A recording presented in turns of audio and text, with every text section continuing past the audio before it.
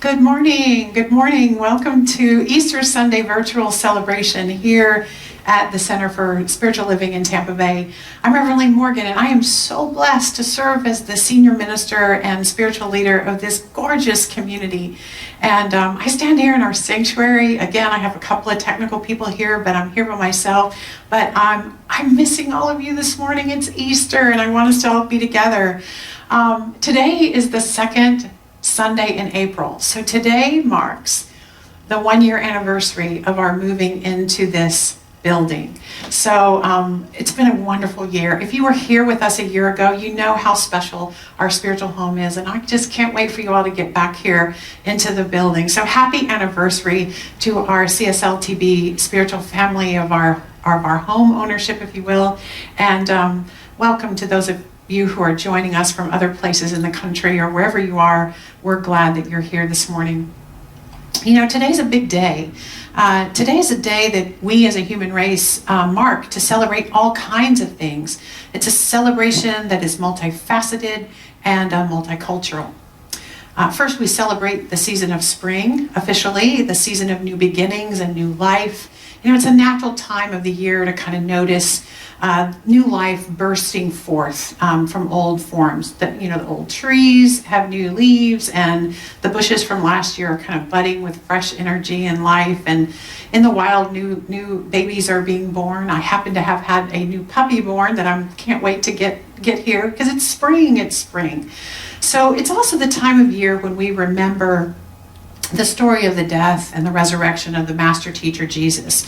You know, if you're new to this philosophy, you may be wondering how we in New Thought kind of handle Easter. So today around the world, Centers for Spiritual Living are exploring this most traditional of holidays and religious themes through our metaphysical lens, which is kind of what we do. And I welcome you to embrace a newness to your own life today. You know, we're a center that welcomes all people on whatever path of faith you may be following. That includes Christianity. We honor Christianity as a spiritual path that hundreds of millions of people are walking.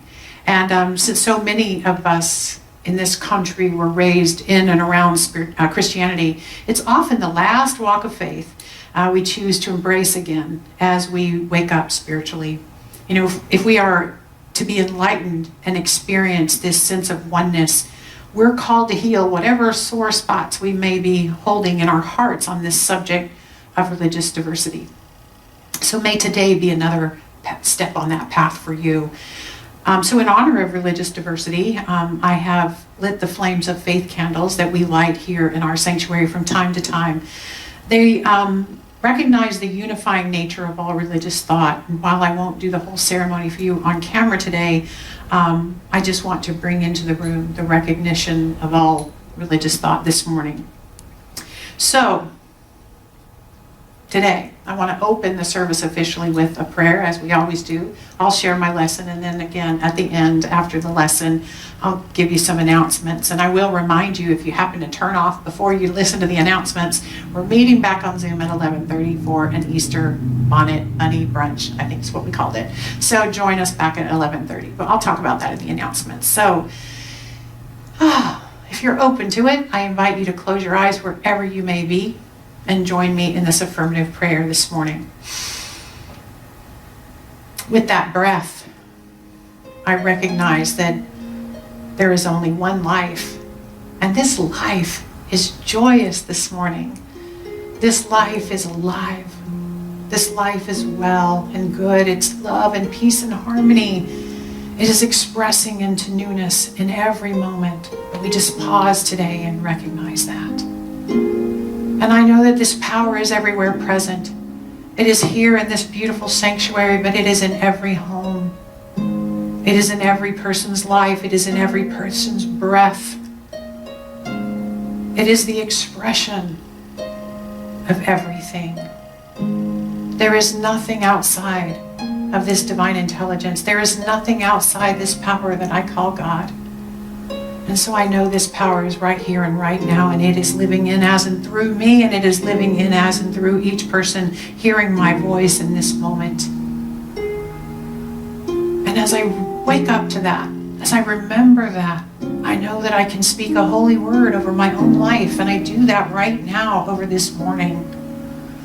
I know that this time that we share virtually in the one mind, we are all here. We are all together, learning what we need to learn, hearing what we need to hear, ingesting what we need to ingest in this spiritual food this morning. So I call this day good and very good. I know it is a new beginning in each and every person's life. For every day is a new day. And so I'm grateful for this new day. I'm grateful for this opportunity to be in spiritual community in this weird way that we're doing. I feel so blessed. I feel so very blessed to be standing here in the one mind with all of you this morning. And so I give thanks. I give thanks for each heart that has come together. I give thanks for this community. I give thanks for this spiritual truth, this philosophy that has brought us all together. And so in that heart of gratitude, I just let go. I just turn it over to God and know that this day is exactly as it should be. And I invite you to affirm with me together. And so it is. And so it is. Here we are. You know, last Easter, I taught a big metaphysical message about the cross as a symbol for us to use to remember to connect our spiritual with our human. If you're looking for a good reminder of that lesson, go back, check it out on YouTube. I think it's called Look Up. But it was just really a wonderful way of looking at Easter in a new way. And I want to do that again today. But today, I want to talk about another symbol of Easter, and that's the tomb. As I mentioned here earlier, a few minutes ago, I said that here in our spiritual community, we embrace all paths to God, all walks of faith. It's what the candles are for this morning. And, you know, I may just as easily share this Christian story today. And last week, you might remember, I quoted from the Talmud, the ancient Jewish writings. If you stick around long enough, you know, you'll hear wisdom from the Bhagavad Gita, the Hindu writings, the Quran, from the Muslim faith, or maybe I'll pull an example out of quantum physics or ancient mythology or modern psychology. You know, truth is truth is truth. And that's what we're here all about in this teaching. It's about exploring universal truth with a capital T. And we try to figure out, how do we take this truth and apply it to our lives? It's a practical spirituality. So today, while much of the world is celebrating Easter, let's see if we can find a lesson for our current day from that very old story and the symbol of the tomb. You know, today, I think more than any other time in my life, I truly understand what it means to be in a tomb, and I think many of you do the same. You know, most of us who are isolating at home in respect for our fellow human beings, we're having a tomb experience. You know, let us remember how the tomb serves a purpose in the Easter story, and how this tomb experience we are having can serve a purpose in our own individual lives. So first, let's talk about the overall mystical story of Jesus and see if we can kind of look at it from a different angle this morning. So here's the deal. If you are on a spiritual path, seeking to live life from a higher perspective, we say that you are seeking Christ consciousness. This means that you are seeking the level of consciousness that Master Teacher Jesus demonstrated in his life and in his teachings. The way we look at the Bible story of Jesus is from a metaphysical perspective. That means we look at it more symbolically than literally. So have you ever heard that when you're trying to interpret a dream, that you consider all aspects of the dream as an aspect of yourself? Well, that's kind of how I want to look at the story of Jesus this morning. So let's start with Mary. Mary. You know, we've been talking quite a bit about the divine feminine around here lately, over the past month or so. And in this ancient story, Mary symbolizes the divine feminine receptive mind, which we all have within us, as we have discussed. So in order to birth Christ, Mary has a union with the sacred masculine energy of God, symbolically submitting to the Father energy. And she says, I am willing. And through that process comes the birth of consciousness. The Christ consciousness comes into form. So let me stop there and just explore that just a little bit. Okay, so we're always called to a greater yet to be, a higher possibility for our lives. And just like Mary, we hunger for something new and something better and sometimes something holy. It's just our human nature. And if our goal on this spiritual path is to raise our consciousness to the level of Christ consciousness, we must open ourselves up to knowing God intimately. We must spend a great deal of time in the presence of the energy of spirit and the teachings of spiritual truth. And we must surrender to a willingness to be and express life as something more than a human being just attached to our mortality and our preferences and our patterns. We must allow ourselves to get pregnant with some new possibilities and ideas. And if we're going to birth the Christ consciousness in our lives, we must become expectant with the understanding that love, and all the qualities of God for that matter, are within our very being, growing and becoming more and more real. I can tell you the gestation of Christ consciousness varies widely, but for most people, it's a quite lengthy process before we can birth ourselves out into the world in a new way of being. And I don't think we ever stop developing higher and higher consciousness. I think that's what life is for. So our best selves, meaning the part of us that lives in Christ consciousness and makes decisions out of the consciousness of oneness, the truth of spirituality, the birth of that self takes time. And sometimes, quite frankly, that time can get uncomfortable. Just like pregnancy, it gets uncomfortable. But if you stick with it, things begin to shift and change, and it is definitely worth pursuing. And here's why.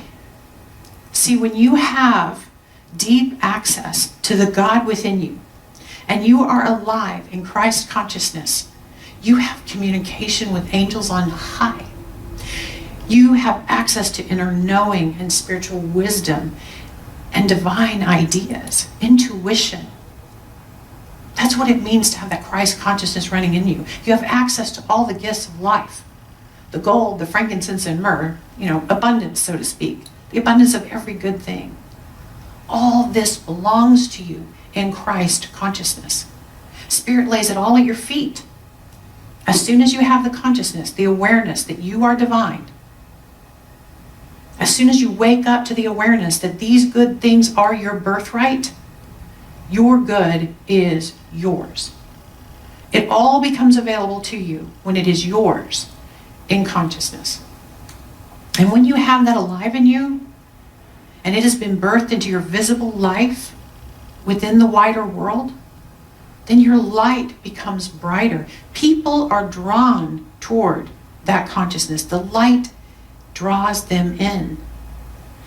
As you become more positive, more hopeful, more expressive of good possibilities, you become more attractive because you are literally and energetically magnetic. Your good draws near to you.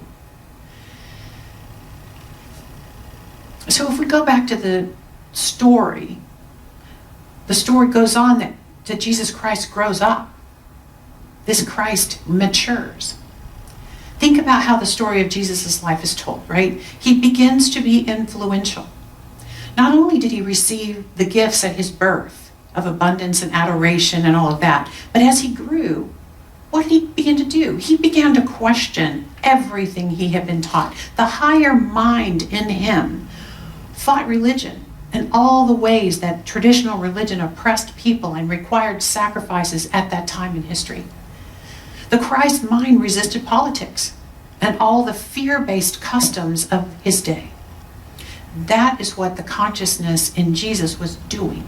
And I think that is true for us as we wake up to our spiritual identity. Our inner light becomes brighter. We find a more positive outlook on life. And as I said, people are drawn to that. Our spirituality matures and becomes awakened to the mismatch between our spiritual perspective and that is all about goodness and wholeness and possibility. And that comes into mismatch with that of the establishments around us on the human plane. You know, sometimes the basic message of spiritual truth, and that message is oneness, that message contrasts with some of the religious teachings of divisiveness and damnation. You know, sometimes the truth of oneness flies in the face of the things the voices in government leadership say. Fearfulness and separateness are no longer tolerable to our sensibilities as our spirituality matures. And just like the consciousness of Master Teacher Jesus, our Christ consciousness can sometimes ruffle the feathers of those around us, right? Heck, we often ruffle our own feathers because we question every rule we have ever held onto in our lives. As we rise to a more holistic view of the world, we might feel a little bit rebellious to the establishment, both within ourselves and out here.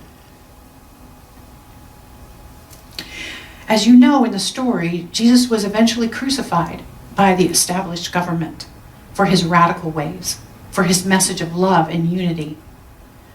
But let's remember that he was first betrayed and doubted by those closest to him.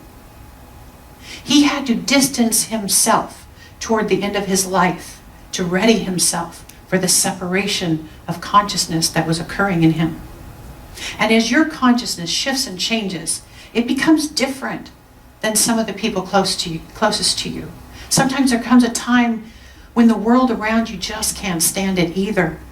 The positive outlook is unbearable sometimes. The spiritual perspective on topics most people view in fear drives some people nuts. They try to kill this in you, don't they? They try to talk you out of your perspective of wholeness and love. They judge it, they question it, they poison it, they betray it. They may love it for a while, but the world just can't take it, so they try to remove it. And it really can feel like a symbolic crucifixion. The idea of crucifixion is such a powerful symbol. Deepak Chopra says this: the symbolic language of the crucifixion is the death of the old paradigm. Resurrection is a leap into a whole new way of thinking. Let me read that again. Deepak says, the symbolic language of the crucifixion is the death of the old paradigm, and resurrection is a leap into a whole new way of thinking. This crucifixion resurrection experience can be so challenging because sometimes it looks like friendships ending. Sometimes it looks like family members not understanding and distancing. Sometimes it feels like your whole life as you knew it is dying. Sometimes on the path toward fully integrating spirituality into your life, it can feel like there is nothing else. Everything familiar has fallen away. But what happened metaphysically after Jesus died? After he released his attachment to the physical form of human connection, what happened was that the people closest to him, who had been around him in his high consciousness, released him in physical form, released his humanness. The teaching had a greater possibility of growing more alive in their own minds when they could no longer look to someone else for leadership over their minds and their lives. They had to finally look within and decide for themselves their own truth. And those people would go on to be the leaders in Christianity, teachers of Christ consciousness further and further into the world. They became the light workers of their day. The bottom line is, Christ consciousness has an impact on those exposed to it, even if they resist it or distance themselves from it. So it's important that you stick to your Christ consciousness and your spiritual path, knowing that it may not look like you're impacting anyone else. You're doing it for yourself, but those people around you are positively impacted. But let's go back to where we left Jesus in our story. We left him in the tomb, dead to the world around him, isolated, waiting for the resurrection.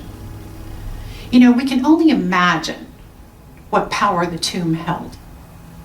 But we all have had tomb moments in our lives, and many of us are having a tomb moment right now.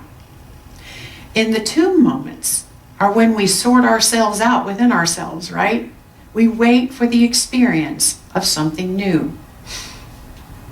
When we're in a tomb moment, we've removed all the voices around us. We're not being influenced by anyone else's opinion. We're focused on our own transformation, preparing for our own resurrection out of the prior situation, the old way of living, this outdated perspective. We are waiting in that, waiting for something new. We remove ourselves often from our families because our families don't understand the conception of a new consciousness in this moment. We often remove ourselves from the people who fight us over our way of looking at life in this new way. We try to take our own counsel because we know that God is within, and our own intuition is going to guide us to the next level of our existence when we emerge. We do take whatever spiritual leaders have shared with us, and we examine it and we digest it. We digest those lessons in the tomb. We decide for ourselves how we will live once we leave the tomb. And many of us are doing this kind of work in our tombs right now. Right now, we are being allowed to purposefully choose not to see people we do not wish to see or spend time with. Many of us are not going to jobs that exhaust our spirits every day. All of our friendship obligations have been halted for the moment. There are no obligations right now. If you don't want to do something right now, you have the perfect out to not do anything, right? Most of us are not seeing pretty much anyone. Most of us are in the tomb. So how are you spending your tomb time? Perhaps you're resisting the tomb experience with all your might, Perhaps you gave up resisting a little while ago, but sometimes we get restless in the tomb. From the looks of things on social media, some people are just drinking their way and eating their way through tomb time, this time period. Maybe you're gaming your time away or distracting yourself in every way possible, and I don't blame you. But if you are wise, you will use this tomb experience purposefully. You will lean into it, understand fully, this too shall pass. And soon enough, we're going to be back out, rushing around, being pulled in different directions. Let's keep the stone in place as long as possible, certainly as long as necessary to be responsible to humanity and preventing illness, yes. But I encourage you to appreciate the tomb at time for what it is. Keep that stone in place. It's a gift to your soul. Ernest Holmes wrote this in The Hidden Meaning of the Bible. I love this. He says, "The angel of our better selves keeps watch by the grave of our lesser selves, pointing the way to life, truth, and beauty." Let's allow the angel of our better selves to keep watch as we allow our lesser selves to be relinquished in this tomb. A few weeks ago, I asked you to revalue your life choices, to reevaluate how you spend your time and who you spend your time with, and take your time to reconsider every possible aspect in your life. The angel of your higher self can point us to more life, more truth, and more beauty. Most of us are having an extraordinary amount of time for ourselves. Yeah, some of us are spending extra time with our spouse and our children and stuff, but mixed into all of that is still an opportunity for solitude and self-reflection like most of us have never seen before. In this time alone, we heal.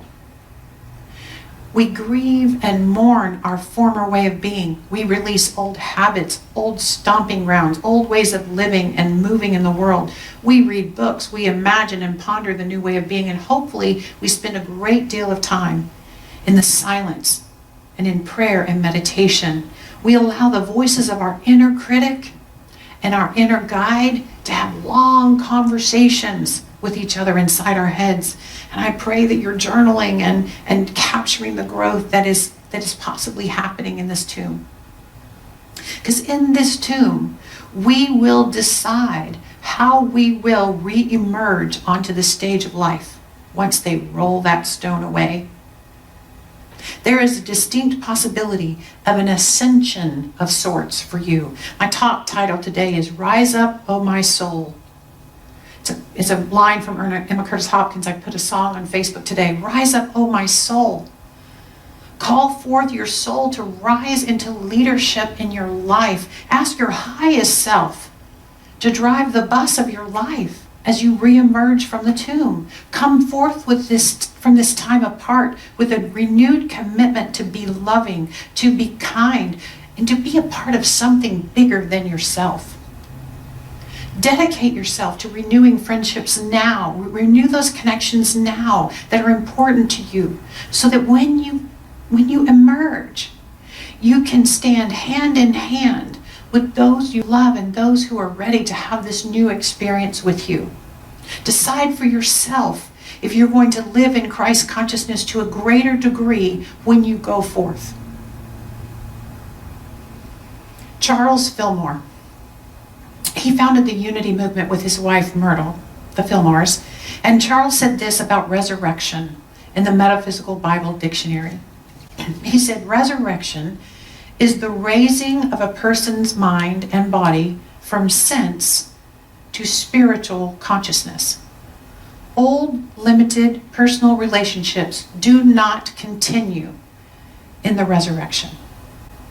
Those who are being raised into the Christ consciousness will gradually, as their growth in understanding makes it possible, let go all that is personal and selfish in their relationships and come into the larger love, the love universal, where all who do the will of God are fathers and mothers and brothers and sisters. The divine law is fulfilled by the love universal. Charles Fillmore. I trust that when we emerge from our tombs, we understand that we are a family in our desire to live this love universal. It sounds like this emergence from our current tomb time will be gradual and individual. You know, it's not like we're all just going to, on one given day, just fling our doors open and on one magic morning and poof, everyone is back to normal. I don't think that's how it's going to happen. It sounds like we'll each have our own personal resurrection of sorts. Come out mindfully when it is your personal Easter morning.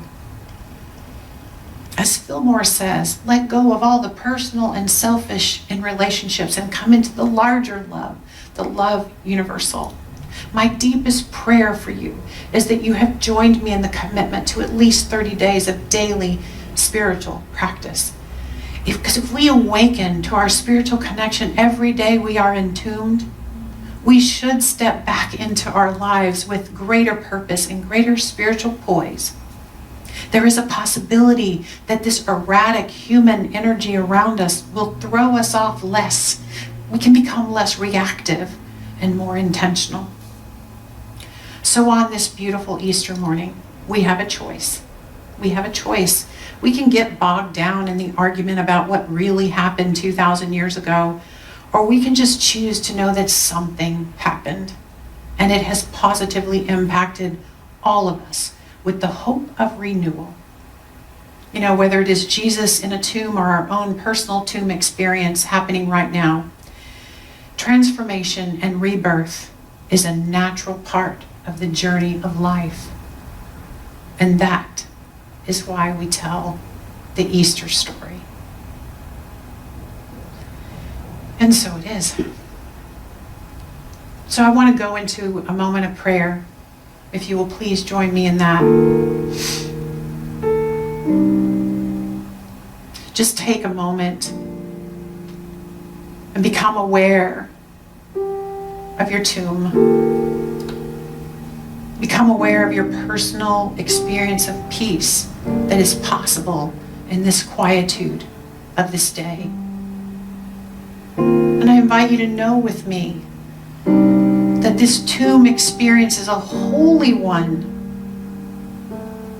It is a gift of God to our souls to be here, just a little bit separate or a whole lot separate from anything other than our highest selves. God is in this moment. Spirit is in this moment because Spirit's in every moment. And I breathe into that. I remember that I'm one with that. And I sit here in this tomb and embrace that. I remind myself that I am one with that. And I know that for each one hearing my voice. We are all one in the one mind, in the Christ consciousness, in the love, in everything that is good. I am so grateful for this knowing. I'm so grateful for this time to sit within myself and remember who I am. Remember what kind of life I want to live. Remember what kind of impact that my consciousness has on others. And I know that is my truth, and I know that's the truth of each one. What we send out from ourselves is attractive, and it brings back to us that very same energy vibration. And so this morning I send out joy, I send out love, I send out a knowing of renewal and resurrection. And here's what I know. I know this tomb time will end on the right and perfect schedule for each one of us. I know that we will each emerge from this tomb into a new way of being, into a new way of loving, into a new way of relating that is powerful and impactful. And I know it will occur at the right time for each one. And so with this heart of gratitude for this opportunity to share this idea, I just release it and know that my thought is creative. And to the degree that you wish to affirm this in your own life, I invite you to say with me, and so it is. And so it is. Thank you for joining us today. You know, before you sign off, I just want to shower you with a bit of gratitude. I want to be thankful for everyone's support of the Center for Spiritual Living in Tampa Bay during this time of so much being different.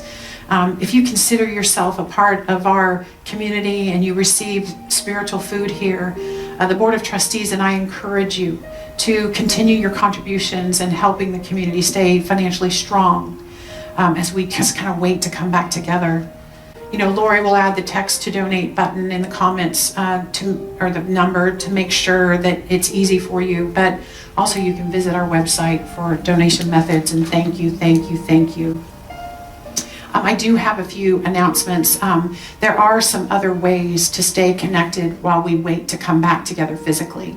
The links to all these virtual meetings I'm going to talk about can be found on our members only Facebook page. Just go through the scroll and you'll see the different things. They're in our newsletter as well, or you can send a message through the website to receive them by email. Lori will respond to that. She's really good at that. So first, today at 11:30, we're going to be on Zoom for our Easter fun bunny bonnet brunch, whatever. I hope that you will hop in for an excellent time. Okay, I'll stop with the puns, or at least to say hi. You know, everyone would like to see each other's faces, so come into the bonnet brunch. Just click on the link in the newsletter and come together. Bring your food or not, I don't care. I think those of us that are here are going to be sharing a little bit of food today, 6 feet apart, but nonetheless we'll be eating here. Second, I am hosting a daily spiritual practice on Zoom every day at 9 a.m. And we pray, we do a reading, we do a little affirmations and meditation, and I kind of fling open the doors at the end to what I call the Sacred Cup Cafe.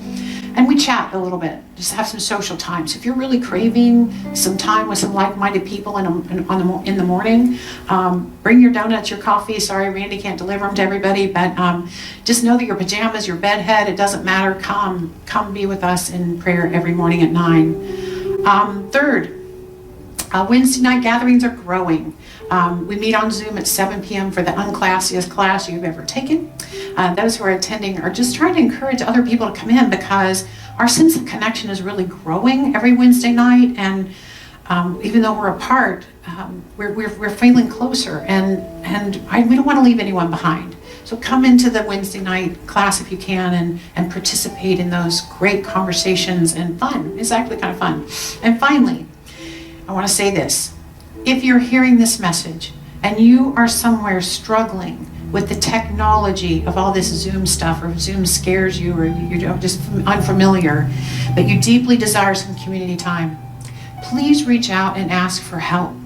I'm happy to set up an individual Zoom meeting with you at some point, and we can figure out a schedule, and I'll try to help you figure it out. And I'm not an expert, but I can call in the big guns if we can't decipher it between the two of us.